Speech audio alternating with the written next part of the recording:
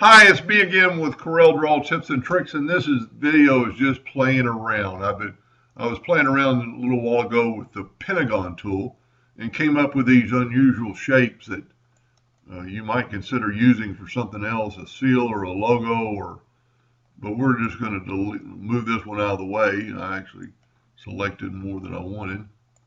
So we're just going to take the Polygon tool, which is located right here, Polygon tool. And I'm going to make 54 sides.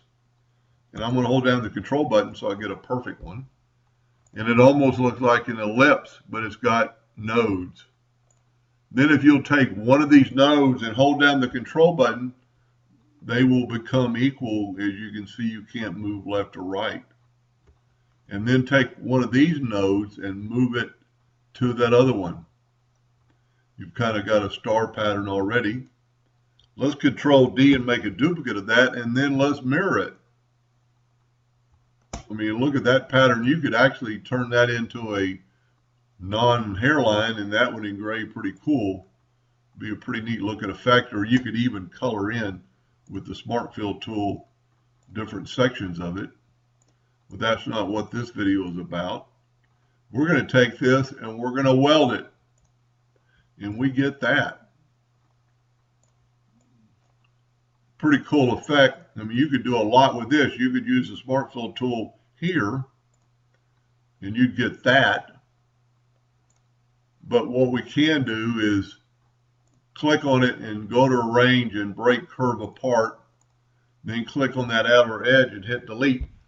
And I don't know how long it would take you to draw those and step and repeat or anything to get them on an arc. Now, they are individual pieces, so if you want to do something else, you could group them together under Arrange and Group or Control G, and I've got a hotkey that's GG. And then take your envelope tool, holding down your control button so it'll be kind of straight. And with your control button, you actually will grab both nodes or one at a time.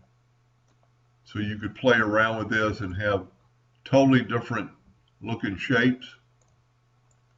Take that and fill it in with black and take away the hairline, and you've got a unique drawing.